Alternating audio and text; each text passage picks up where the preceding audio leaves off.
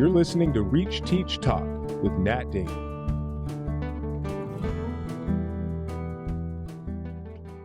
Welcome to another episode of Reach, Teach, Talk. The theme today is about tribes. And the word tribe is actually, it's got an interesting kind of connotation in today's modern society. I mean, we tend to think about tribes in a negative light. At least the media spins tribes as, you know, what tribe are you from? What's your identity? What's your political affiliation? What's your view on XYZ, religion, whatnot? Something very personal. And people are easily bifurcated into a tribe, and in a way that is actually, I would argue, very not constructive, right? It's the idea of you are part of a category, and I'm going to view you in this conformist view, this conformist type of tribe, this people, this group, and there's going to be, therefore, there's an in-group and there's an out-group, and, you know, as media makes money on conflict and based on confrontation, then it isn't that convenient to divide people up into your group A, your group B, your tribe A, your tribe B.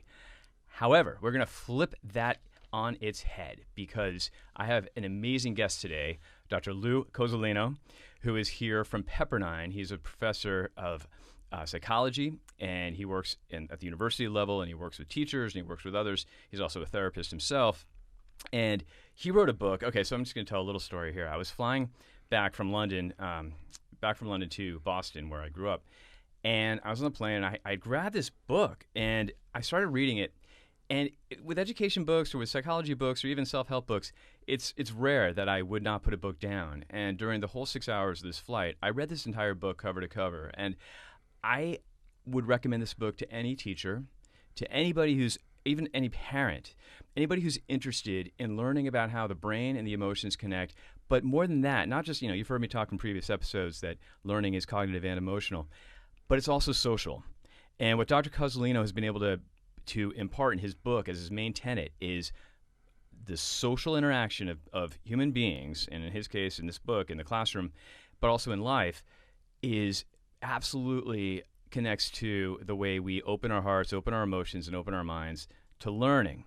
And Dr. Cozolino, I want to say you coined the term, and we'll get to whether you did or not, tribal classroom, which is this idea of being part of a tribe in the classroom and in a positive way. Like, this is a very positive thing because when you're part of a tribe, you're part of a safe, secure, stable environment, ethos. And I'll let Dr. Cozolino kind of go deep into what this does to the neurology, the neuropathways, the neuroscience of learning. But another reason why I couldn't put this book down in the 6-hour flight is because it made me reflect back to my time being a camp counselor, Camp Beckett in Massachusetts in the Berkshires, long time ago now. But when I was a camper there, and also when I was a counselor, I didn't have a word. We didn't use the word tribe to define what our cabin group was, to define what our camp ethos was. But we did have that sense of belongingness and a sense of security and a sense of, you know, I can try things and grow in an environment where we have the 8 mottos, right? And we've got the identity that comes with being a member of Camp Beckett. And it was that idea that resonated in the back of my head when I was reading Dr. Cozolino's book, The Social Neuroscience of Education. This book is available on Amazon. It's available everywhere. It is it's also an easy read. It's definitely a book that, you know, as I said earlier, so often education science books can get kind of dry and get kind of lost in the weeds. This book does not. It is a beautifully written book, and it is a book that is palatable to any reader who's interested in education, in child development, in parenting, in teaching. So that intro is all to say welcome, Dr. Cozolino, Louis Cozolino. Thank you. And I'm just so thrilled to have you here today and to do a deep dive into the concept of the tribal classroom, and also to hear your thoughts about my opening here too. Like, you know, what are your thoughts about how tribe is looked at today, and what does, on a cognitive level, on a developmental level, what does being part of a tribe do to impact learning and to impact growth just in general? So I'll kind of give you that freewheeling question right now, just very broad, but just to get to know you better as we begin this conversation. Sure. Thank you. Thanks for having me. I think you have to go back. You have to. You can't look at the situation of education from the present day. I think what I do, at least, is to go back really to the evolutionary context that shaped our brains. So we lived for millions of years, at least hundreds of thousands, or probably millions of years, in tribes of 75 to 150 people. And in a sense, what happened during that time was that human beings, continued the trajectory of other primates, because other primates are very social as well. But we became more and more deeply shaped. Our brains, our bodies, our minds were shaped into social organs. And using the analogy of a neuron, say our brain consists of multiple or billions of neurons, but many neurons that can't survive alone, that stimulate each other and work together to survive. And so nature, evolution, did this really interesting thing.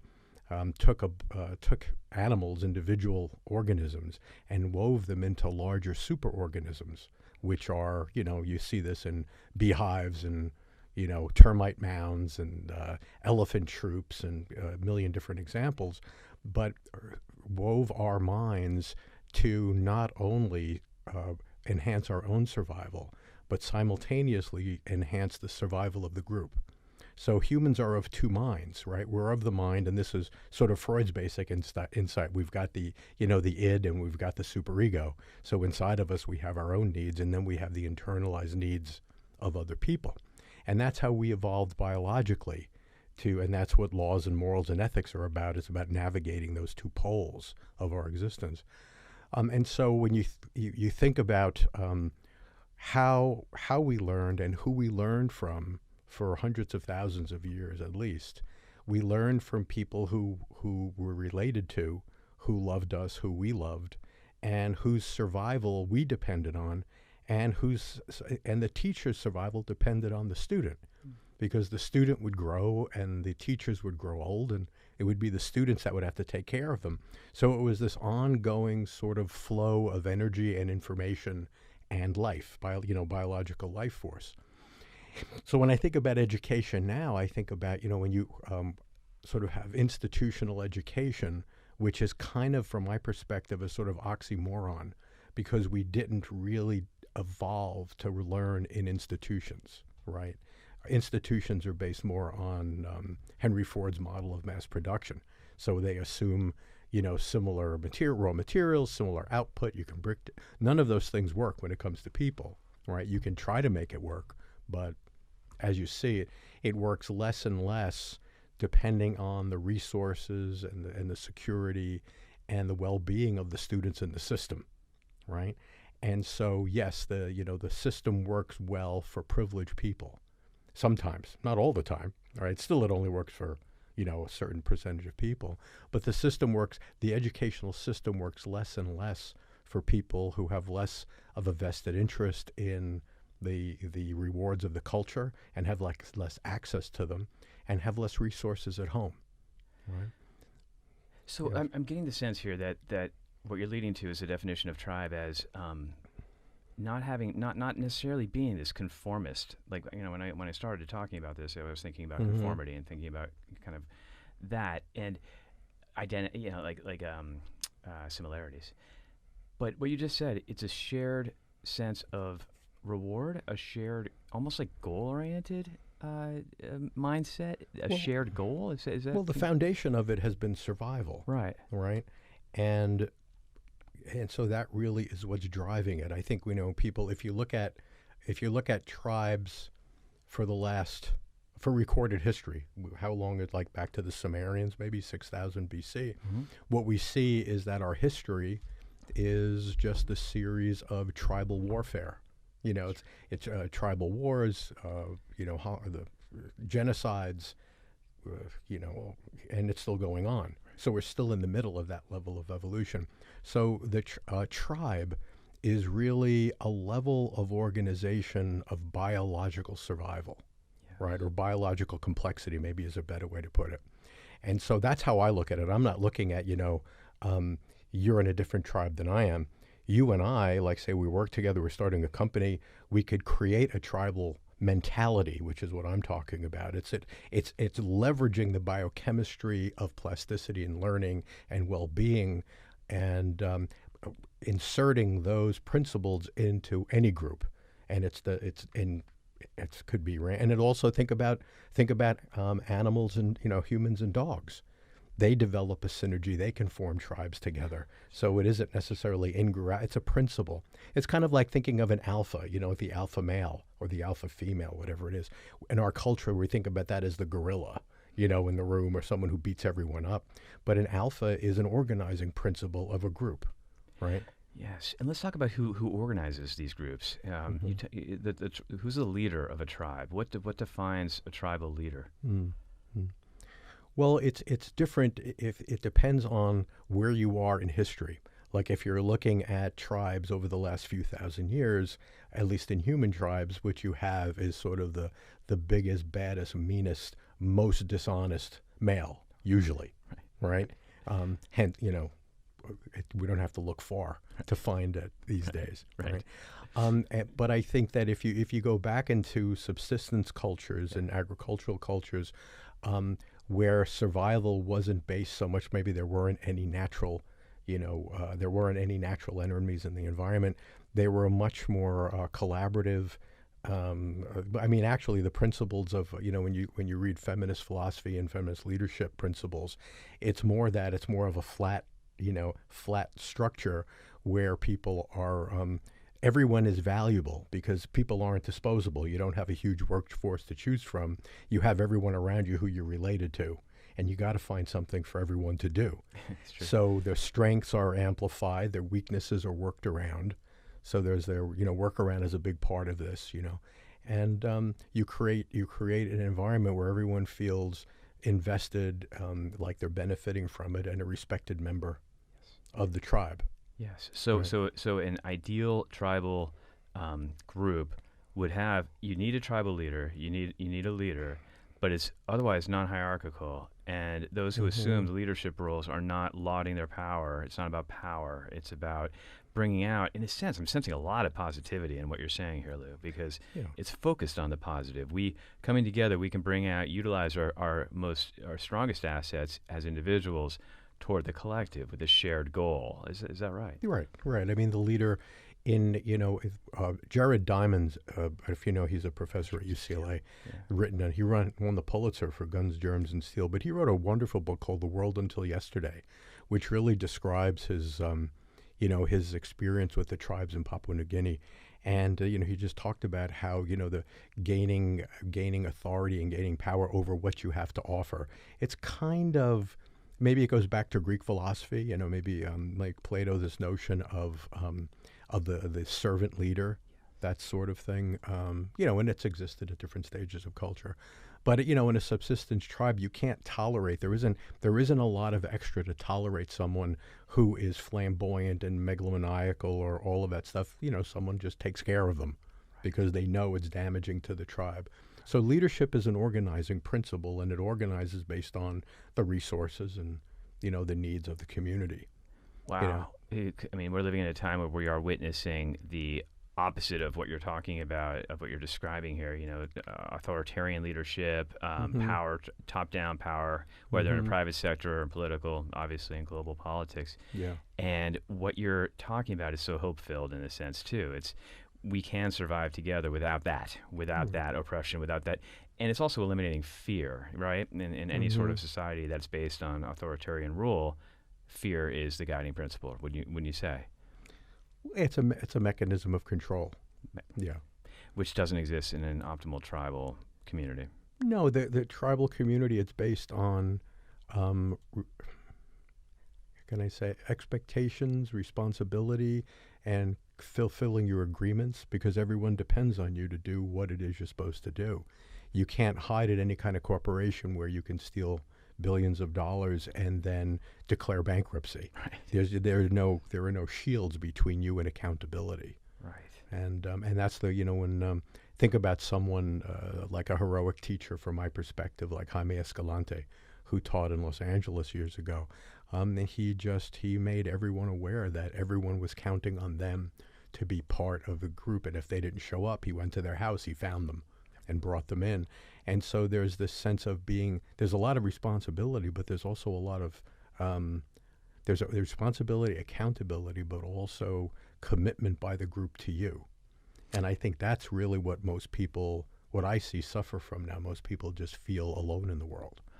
You're tapping into a constant theme, I think, in these podcasts, which is this loneliness epidemic. And I was thinking about the word social contract when you were talking, when you were speaking a moment ago, and this idea of a tribe, of belongingness in a tribe as agreeing to a social contract, as being leaning into a social contract. And by that, I'm talking about just we are broader than our own individual needs. Yeah. And so much loneliness actually, you can be super successful and affluent and have made, tons of money and living at the top of the hill, but lonely as all hell because you're not part of anything relationally. You don't have relationships and connection with others. And maybe you can speak a little to that distinction between living a life of connection with a common purpose versus living a life on your own as an individual. Well, there's, along with the evolution of us as social animals, where we've evolved into we're very similar to neurons,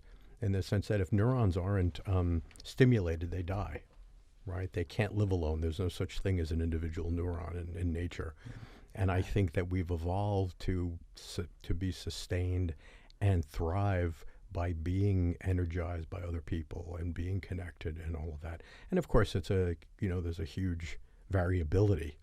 Some people, like I would say that I'm relatively introverted, but I can, because that's just disposition, who knows, biochemistry. Right. But I know that I feel my best and my smartest when I'm giving to others and getting from others and being connected and all.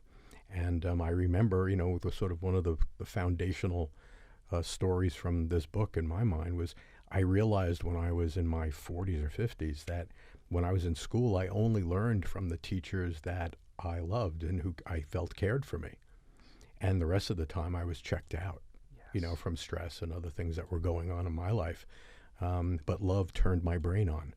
And so you look at the neuroscience and you see brains have evolved to get activated through positive regard, attention, focus of other people, and being regarded as important and being given responsibilities. That's how we've evolved, And I think our brains may have almost like a safety element or a safety catch in it, where we don't learn from people we don't like, and that could have been also, possibly an evolution where people who we didn't know and we didn't love, we were skeptical of and didn't pay attention to. It was almost like a filtration device or a gate that kept us from learning.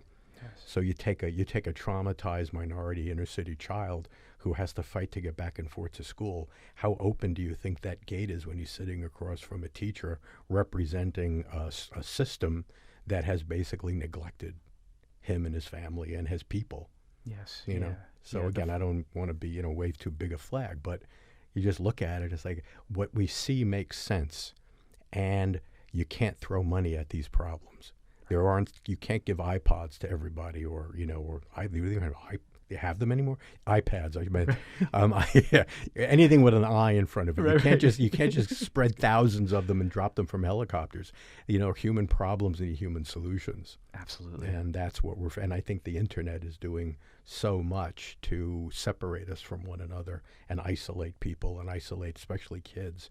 And I fear the results of these, of the technology, because people are hungry for tribes, so they get it online via these social platforms, but what that doesn't give them any of the natural biological activation that you get in face-to-face and analog interactions.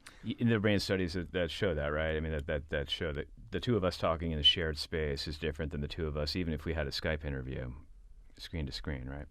I think I'm not familiar if there's. I would certainly bet that if they did research on this and if it was good research, they would find that there'd be different processes. Yeah. There's a lot of overlap, but some things are missing, and a lot of things we can't measure because a lot of stuff gets communicated across the social synapse. That is, ephemeral. That's unconscious. That has to do with things that scientists don't even realize exist yet. Mm-hmm. Things that in our minds manifest as care or chemistry, intuition. We have all kinds of names for it. Mm-hmm. Paranormal. Sometimes people call it clairvoyance. But there's all this information that's getting communicated that has yet to be, the channels of that communication have yet to be explored. So the teacher, as a tribal teacher, a tribal leader in the classroom, in the tribal classroom, would be focusing on that, would be focusing on or at least valuing in some way, defined or not defined in their own minds. A great relational teacher with a tribal classroom would be aware of the connectivity of all members of her class. And right, and so you would have not just you brought the hypothetical student coming from disadvantaged background in the classroom and needing to find that connection with the teacher. That teacher believes in me, therefore I will work for her. Mm-hmm. Yet there's also this broader look or responsibility of the teacher to create a classroom where that kid, the student, also feels like I'm safe in this classroom, and that teacher is responsible for creating a sense of tribe in the classroom. Mm-hmm. So what would a flourishing tribal classroom look like? Or at least maybe you can share what you've seen in terms of when there's a classroom that's going really well and that really feels cohesive and has a shared goal and has a tribal focus. What's the feeling in the classroom, and how do you gauge it? How do you know that this is an effective classroom or not? Well, I think that, everyone feels it. They may not be able to articulate it. They may just say, it feels good here. I feel, it feels like a family. That's something that a lot of people will say. People don't really use the word tribe. Right. I think they tend to think of, natives and loincloths and stuff. I mean, I just use that term because I'm, in reading the anthropology literature, that's just the term that's used, and it fits, really. But yeah, I think that's really the thing. If I don't know if your listeners are even now familiar with Carl Rogers. Absolutely. Yeah, years ago he was visiting Cambridge when I was a student there. I got to spend a week with him, and it was, I think, in the mid '70s. So I was very much into the fire and brimstone, potential movement, and all of these weekends where you sort of beat people up and didn't let them pee and put them through all of these trials and tribulations. And then I met Carl, and I was like, aghast at, like, how could he be so famous? He's so calm, he's so soft, he's so accepting, and by the end of the first day I spent with him, I wanted him to adopt me. Yeah. He embodied the presence, all of his principles of positive regard and support and empathy and focus. He made you feel seen and felt, right?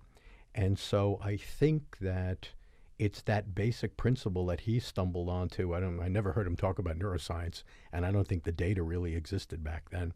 But he has created an orientation towards therapy, at least, that is an optimal condition for neuroplastic activation and the biochemistry of learning, right? And so, of course, in a classroom, you're not having a one-on-one relation. You've got a dilemma of it. Right. So you can't really, you can't spend 8 hours a day with each kid. You've got to figure out some way to change the social dynamic in the classroom so that each of the kids in the classroom, each of the students, can benefit from the existence of the other students.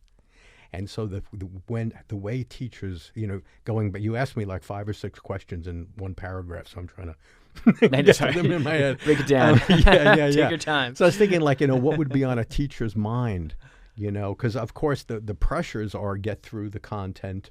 Their tests are coming. They've got to, go on. But I think one thing you've got to ask yourself, the question is, how well is that working for you? Mm-hmm. And it might be that in some neighborhoods, in some classes, in some schools, that works fine. Right. And in other classes, you've got dropout rates of 50% or 60%. You know what I'm saying? Yep. So is it working? You might have a principle that you like to believe in, right, but based on results, does it seem to have any validity? Right. Right. And I think when you look at the heroic teachers that I've studied, they've always taken, Marva Collins in Chicago. Yeah. She got tired of teaching in the public schools, so she cleared out the top floor of her tenement building in Chicago. Her husband went to Goodwill, bought a bunch of tables and desks, and started her own school. Right. And so it's teaching in modern society. It's almost like a subversive activity when you're doing it with people that the system designed to be marginalized. Yes. Right? Yes. Like, why does it take so long to help these people? Yes. Why are there so many potholes in Compton and not in Beverly Hills? Right? Why did it take so long to do research into the AIDS vaccines? Right? All of that stuff. I mean, it's not it's I don't know. I guess to some people it's a mystery. Yeah. But if you follow the money, you always find the answer. At least in my experience, yes, right? Yes. And so you've got these schools that aren't funded enough, that they don't have enough resources, and of course the teachers get the crap beat out of them. Part of my English, and so they get burnt out. Right. And then they end up like most of my teachers in high school. They had the little hip flask or the bottle in their desk drawer, right? And they just needed the carton of cigarettes. Yeah, and they just needed to stay a little bit drunk all day to tolerate what was going on. Yeah. You know. Yeah. But not the teachers that really cared and the ones that I connected with. Or maybe it was the teachers that they cared so much too, who were burning out. It could be, they care so much. Yeah. And they just leave the profession usually after a few years. Right. They walk Those away. are the people we need. Exactly. They are the ones who care. The 50% who leave after the first 3 to 5 years. But if I could just, I'm sorry, what you asked me before, it's like, what should a teacher be thinking about in a sense? How do you build the classroom? What you're being told is that the curriculum is important. And I think you have to do like a 360 or a figure ground switch, and you have to say, no, establishing the classroom as a tribe is what's important, and the curriculum will get sucked into the vacuum of the enthusiasm and the interest that you create by creating that social, biological state in the students and in the teacher. So that would be the first principle, of that I would say that you need to think about. And I think that what happens is that teachers get frightened, maybe, or the administrators get frightened. We don't have time for this alternative agenda, but it's the alternative agenda that really makes certain classrooms able to function. It's incredible that the building connection, building trust, communication, collaboration, all of that. Is looked at as an what do you call it? Alternative agenda. Yeah, an alternative agenda. When it is, you're absolutely right. Like that is what excellent teachers do and relational teachers do, and that's why my focus here on this podcast is to talk to very interesting people about how they foster relationships in their classrooms and in their organizations, and this is absolutely central. Yeah. And combining what you just defined as an optimal tribal classroom with what we were just talking about with the burnout rate in teaching, how about a tribal teacher?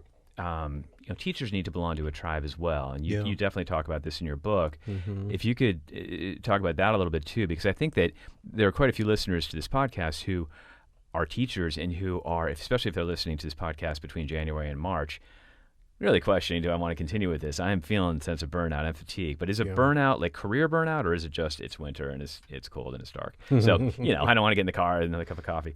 Mm-hmm. But what can you say? Because you do write about this, and you do talk about this in your book, about the tribal teacher environment and being part of a tribe as a group of colleagues. Yeah.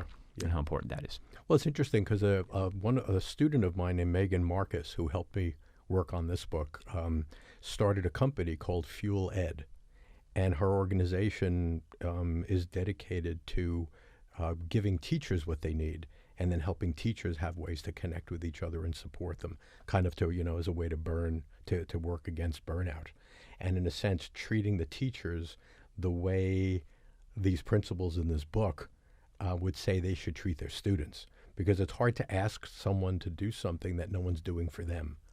Because generally when I meet with principals, they're more concerned with, budgets and details of this, that, and the other thing. But very few, especially in public schools, you get a little, the private schools have a little more, they've got the luxury to do that. But in public schools, which I think, by far the majority of the students are in, the context doesn't really work. Mm-hmm. But they're sort of steeped in this. They're suits, they're managers, they're looking at the bottom line and at numbers, and their job performance is based on test scores. Mm-hmm. And so they're afraid to invest in anything that doesn't, at least logically to them, seem to connect to their metrics. Right. And they're not trying to, they're trying to do their job, which, as you said, is so much more quantitative based and so much more deliverable based, analytical versus what a teacher's doing. Yet, I was thinking while you were talking about the fact that, just like a teacher to a student's not going to thrive in a classroom unless like you're saying, that teacher that really worked well with you was, you sensed that teacher believed in you. And I would imagine it's the same situation when you're a teacher, and if your principal, your direct report, does not know you or does not believe in you or convey belief in you. Maybe they're speaking a different language and they don't know how to convey belief in you or what to even look for when it comes to belief in your teaching skills. Then how can you really function optimally in communicating belief to your own students, right? Yeah, and sort of the headmasters of private schools that I've met seem primarily concerned with fundraising, right?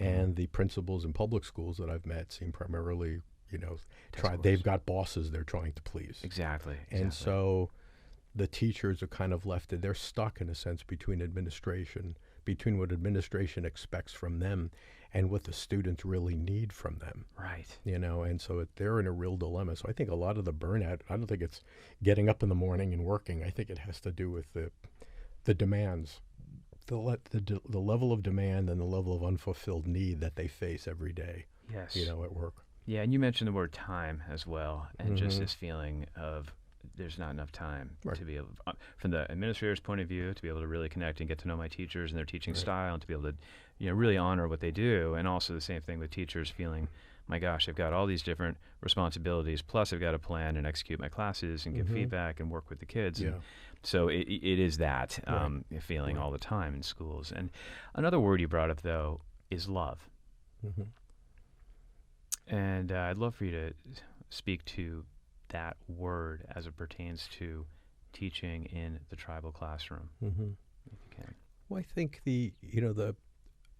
for mammals, like we all are, the origin of relationship is mother-child bonding, right? Which then got extrapolated to males and got extrapolated to tribes and got extrapolated to soccer teams and nations and all the things that we feel a part of that are more abstract, But that core feeling, that core biochemistry of, oxytocin, dopamine, serotonin activation, and a few other things, right? The activation of those things is what makes us feel like we want to do something. We might love oil painting. We might love this. You see your child, and you don't have to ask yourself whether you love them or not. You know it because your body, we've been shaped to have those feelings. And fortunately, it's been extrapolated to other things, so we don't spend too much time chasing our children to love them, so they can grow up and do things on their own without us, right? But I think that's the core of it, and I would guess that for every teacher, it's hard for me to imagine the teacher taking the job for the money, or whatever. It seems to me like at least the teachers I know, they love kids, they love teaching, and they love the feeling of a student's eyes opening up to some new information or to the connection or the appreciation they receive, whatever it is, or even the altruistic, taking care of or giving someone something without return, right? So I think that's why most teachers are attracted to the field. I'm sure there's always exceptions, but I would say that's probably the vast majority. Yes. But what they run into is a system that doesn't appreciate their love, right?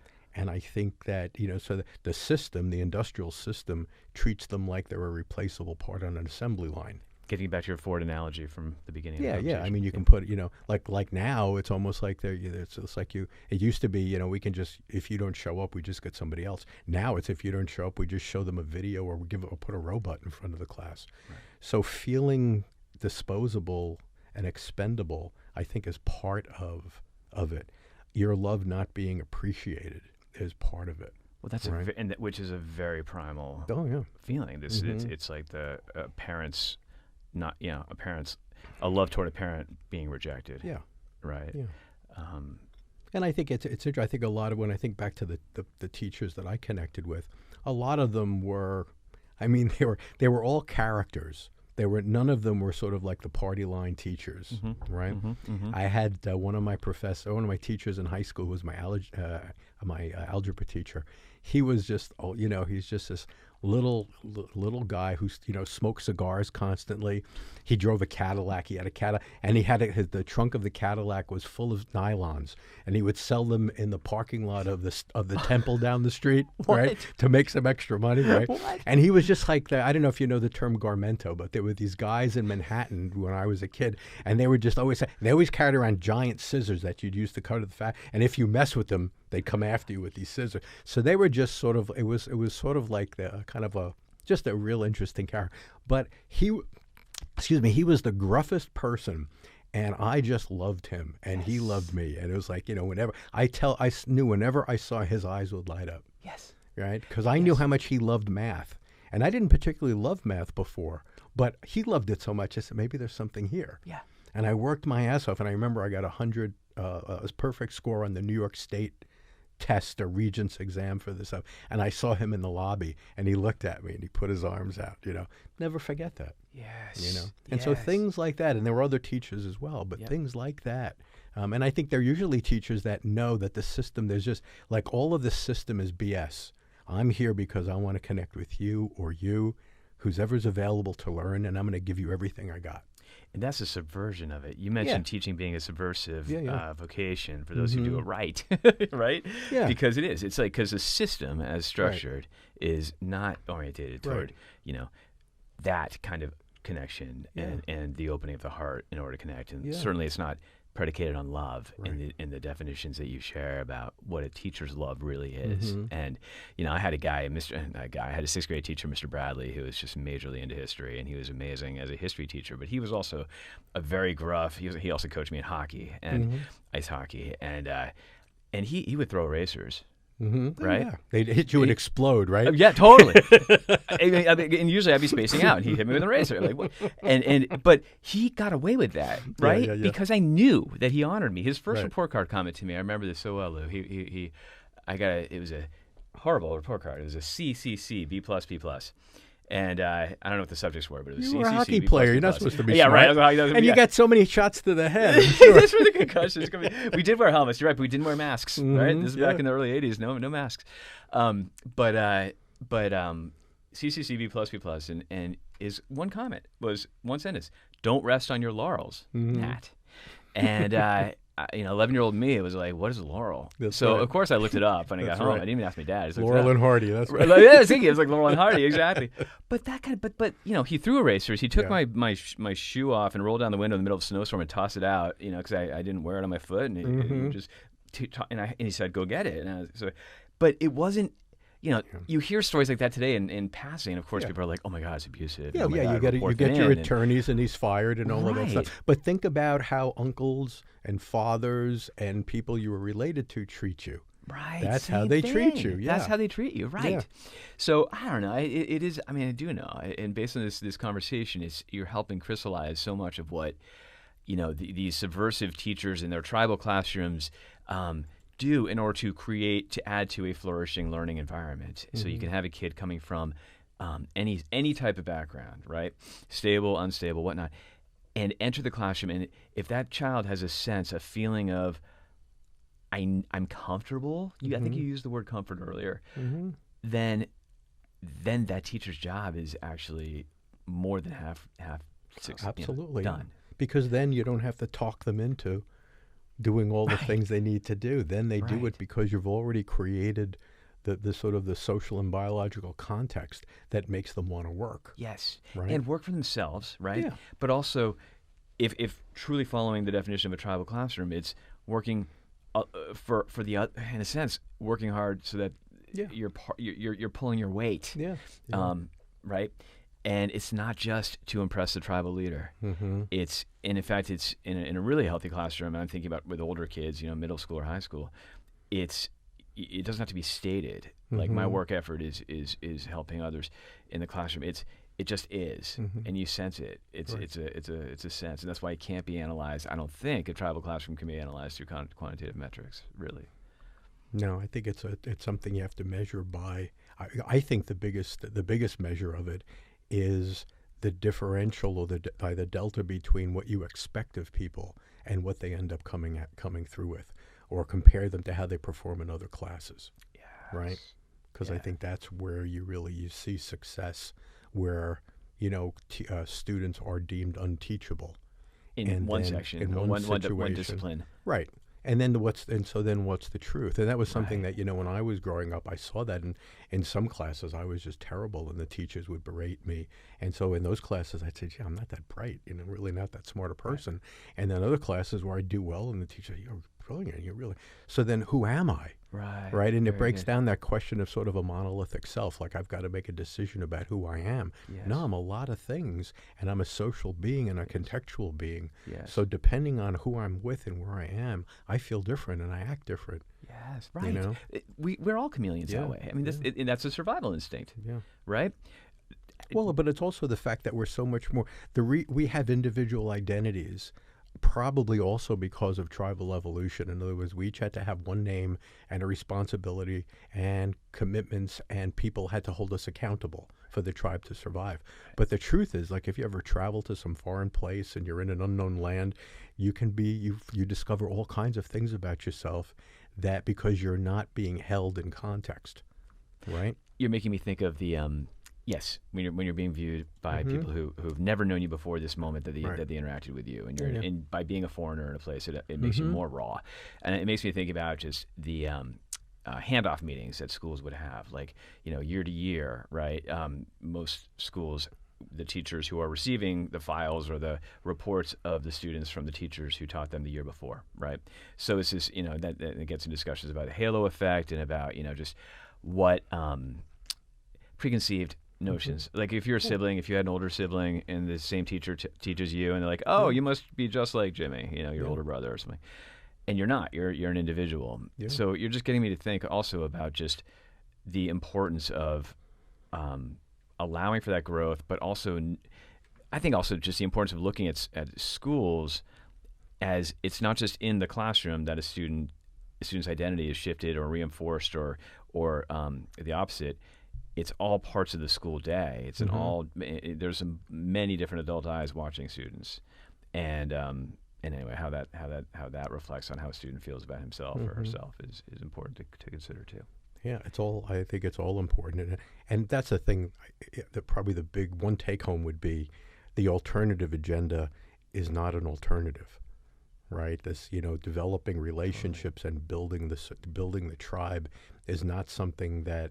And again, maybe in some schools you can and still get the results you think you want, but in schools where kids are struggling, then I don't think it's an alternative. And it doesn't mean that every teacher who's teaching should be a teacher. Some people aren't cut out for it. It doesn't mean every adolescent should be sitting in a classroom. Some adolescents aren't there. They need to be doing something else for 5 or 6 years. Yeah. And then if they need education later on, give it to them later on when they can actually benefit from it. Yes. So the whole thing, the industrial, goes back to the mass production, right? Yes. We've got a model, we fund the model, and we use the model as the gold standard. And if you don't make it in the model, then there's something wrong with you. And you don't see the effects of culture, socioeconomic status, trauma, stress, you name it, and the basically the mismatch between human beings and building microwaves. Right. Well, I think it's fortunate that today we have research, we have science, we have concrete data that is confirming everything that we've instinctually, good teachers have instinctually sensed for 100 years, since the factories model of education, developed, more than 100 years now. And I don't know what your thoughts. Maybe you can leave us with some final thoughts about this. Do you sense that we are moving toward more recognition of the importance of the alternative primacy of building relationships first, and then the education will happen in a sense? I mean, yeah, that's all I'm going to leave it. Yeah, I think I'm seeing it. I'm seeing it in private schools, right? Not all of them, but I'm seeing in the private schools that I deal with, and maybe I deal with them because of the fact that they're open to the types of stuff I'm talking about. So it could be a selection bias. Sure. But I think there are people that recognize this, and they're learning it. Whether or not it's going to exist at a broader level, like in public education, is something I can't tell, because forces seem to work in both directions simultaneously. There's financial problems. There's this sort of regression into more authoritarianism, with politics and things that are going on. And on the other hand, there's more data with attachment. There's more recognition of the importance of education and teaching, so that might be positive. A negative thing is that a lot of people are thinking, well, what do you need schools for? You've got YouTube now, and you can learn everything on YouTube. And I teach at a school where they just put the master's program in psychology online. So people don't even have to come to school and interact with teachers at all. So there's a huge push for that economically, whether it's a good idea or not. Right. And it's been going on for a while now, and it's really hard for me to, it's a rare student that graduates from my program where I feel confident that I could refer a client to them, because I don't see that they've really gotten enough training and education. The schools now are not schools, they're businesses, and the students are now customers. Wow. And so we can't really upset them or challenge them too much because they'll go to some other school. Right. So that the standards keep getting lowered, the expectations keep getting lowered. And so the truth is, I don't know. I mean, I try to remain optimistic, and I just effort in the direction of the things that, if I see the opportunity to do something, like one of the things that I've resisted, but I think I'm sort of moving in that direction, is almost being a sort of like a motivational speaker and a cheerleader for teachers. Yes. To try to find those people, like my student Megan did, to find those people who are motivated, who are interested, who need the help, and just work, one by one, and get enough people out there that who are good teachers, because they will contact lots of students over their career if they don't quit and go into accounting or real estate. And so I'm doing whatever little good I can. Yeah. And hopefully, it's certainly plenty of people seem to have written this book. The problem with something called the social neuroscience of education is that most teachers and administrators are looking for books that have catchy, easy titles that have one principle, like Grit, for example, Mindset. or something like that. Yeah. And so you sell millions of those books, but the problem is it's just one little narrow piece of a puzzle. It's not in context, and you can't really do much with it except make money if you sell the book. Right. Well, that's why I cannot recommend this book enough. The social neuroscience of education. You're absolutely right. If it was called something like subversive teaching, or something, or Sex in the Afternoon, that would sell millions. Well, actually, probably not be good to see that book on a teacher's desk or in a principal's bookshelf, right? Well, it would be in the drawers. It would be in the drawers, along with the vodka, the shots, the Scotch whiskey. Dr. Cozolino, Lou, thank you very, very much for this. My pleasure. I feel like we covered everything I was hoping to and much more, because this broadening conversation, it's really connected to so many things, so many themes of previous podcasts that I've had, actually. Loneliness epidemic, the social contract, the need for connection, putting feelings first, belongingness, the individual and the group. And you've been able to sum it all together through this discussion and through your work. And I'm just so grateful for your insights. And you are a cheerleader for teachers. I try, you are, and I'm just so grateful to have gotten to know you. And I'm so grateful for I can't remember who the teacher was or the school person was who put this book in my hands, but I'm so grateful for that flight and for the 6 hours and the easeability of the read, and for what this has generated in terms of firing me up as an advocate for teachers and excellent relational teaching. Good. So thank you very much for being here today. My pleasure. Thanks for having me. Pleasure. You've been listening to Reach Teach Talk with Nat Damon. If you'd like to recommend a guest for a future episode, you can send your suggestion or questions to nat@reachacademics.com.